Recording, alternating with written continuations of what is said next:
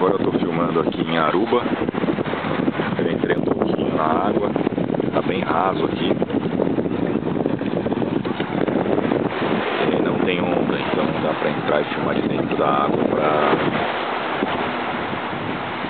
para tentar transmitir aí um pouco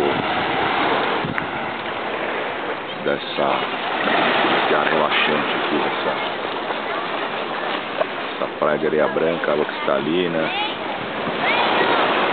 Como eu estou num cruzeiro, eu não posso aproveitar os resorts, né? Então esses quiosques que vocês estão vendo aí na frente.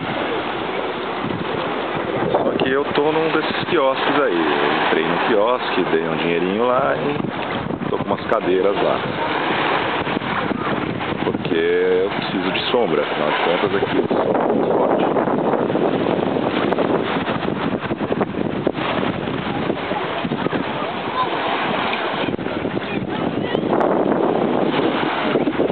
Então eu vou andar um pouquinho para vocês verem como é que é a areia. Praia do Caribe, os filmes que eu fiz, vocês podem ver, elas são parecidas. Bem bonitas, bem tranquilas, bem relaxantes.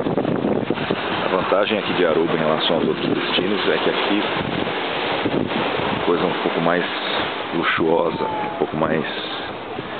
A cidade é um pouco mais rica, tem opções.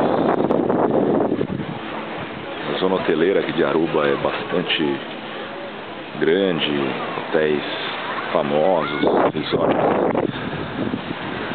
bem conhecidos, né? Sunset, Marriott, Hyatt.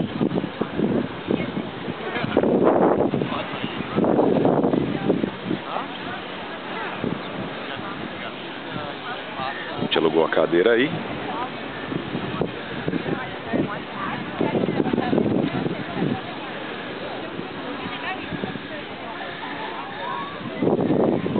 É esse Divi Resorts.